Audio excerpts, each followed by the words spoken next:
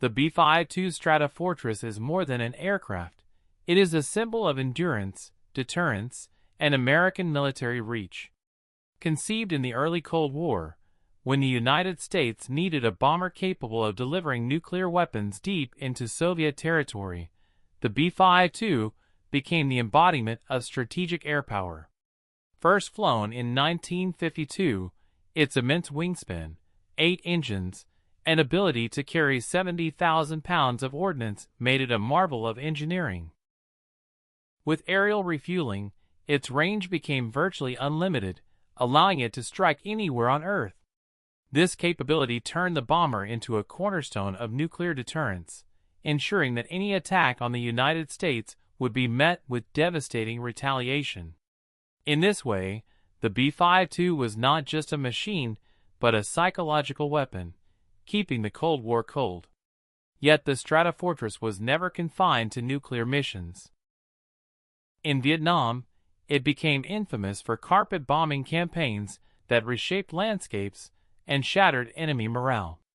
Flying high above the jungle, B-52s dropped thousands of tons of bombs in operations, like Rolling Thunder and Linebacker. Soldiers described the experience as apocalyptic, with the earth shaking and the sky thundering under waves of destruction. The bomber proved that strategic aircraft could be tactical weapons too, influencing ground wars as much as nuclear standoffs. But Vietnam also revealed vulnerabilities. Several B-52s were shot down by surface-to-air missiles, reminding the world that even giants could bleed. Still, the aircraft endured, upgraded with new avionics, electronic warfare systems, and precision-guided munitions. By the Gulf War in 1991, the B-52 had transformed into a versatile strike platform. No longer limited to unguided bombs, it could deliver cruise missiles with pinpoint accuracy. During Operation Desert Storm, B-52s flew some of the longest combat missions in history, striking Iraqi targets from bases thousands of miles away. Their psychological impact W.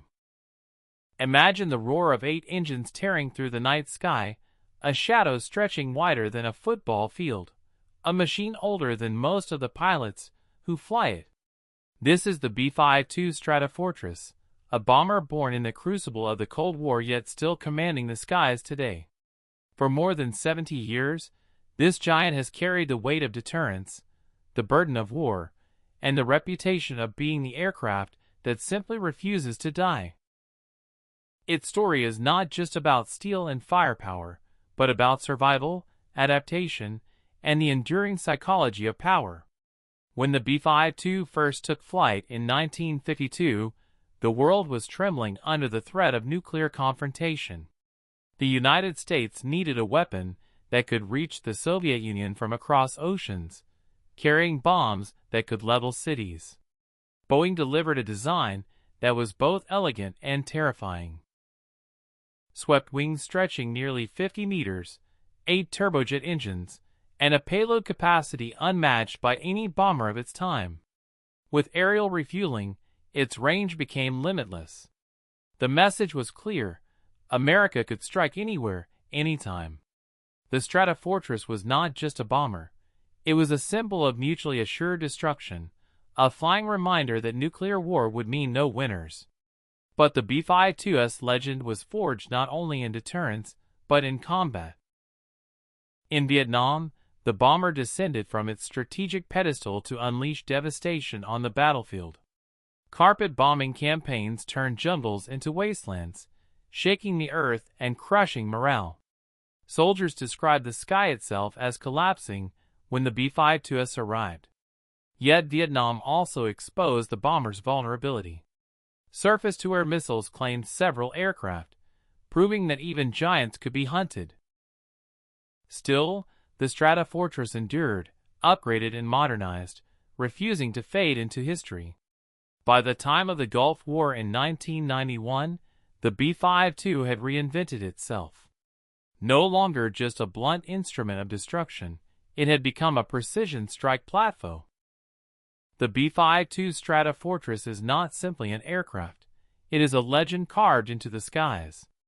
Born in the tense years of the Cold War, when the United States sought a bomber capable of carrying nuclear firepower across continents, the B-52 became the ultimate symbol of reach and deterrence.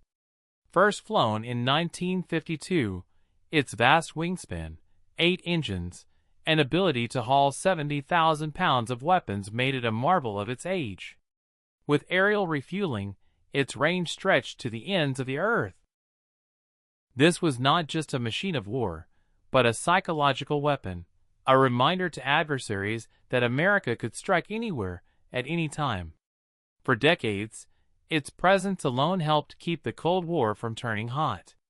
But the Stratofortress was destined for more than nuclear patrols.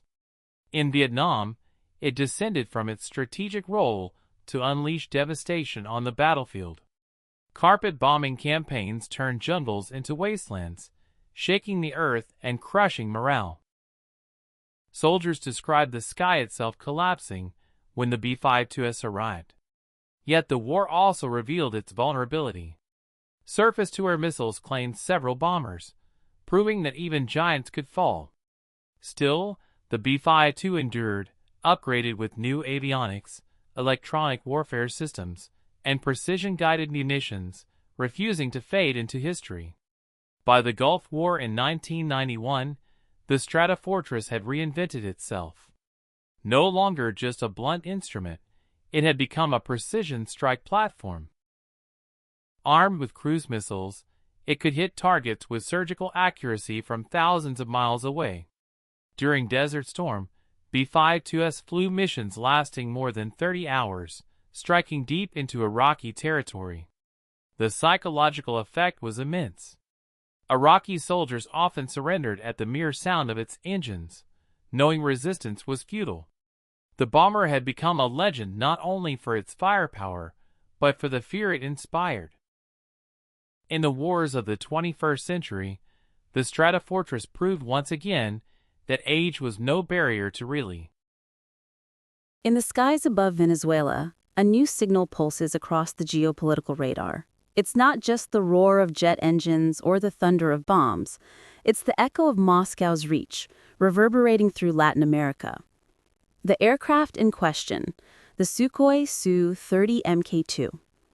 The mission? Deterrence, defiance, and demonstration. And the message? Russia strikes back. This isn't fiction. It's a calculated maneuver in a global chessboard where air power speaks louder than diplomacy. Venezuela, long isolated by Western sanctions and economic collapse, has become a launchpad for Russian influence. And the Sukhoi Su-30 Mk2, a twin-engine multi-role fighter, is the spearhead of that projection. Equipped with advanced radar, thrust vectoring engines, and a weapons suite that includes air-to-air missiles, anti-ship missiles, and unguided FAB bombs, the Sukhoi Su-30 Mk2 is no mere showpiece. It's a combat-ready platform capable of asserting dominance in both air and ground operations. When Venezuelan pilots drop FAB bombs in training exercises, it's not just about military readiness. It's about sending a message to Washington, Bogotá, and beyond. The FAB bomb, short for Fogasnaya Aviaciona Bomba, is a Soviet-era general-purpose explosive. It lacks the precision of modern guided munitions, but its destructive power remains formidable.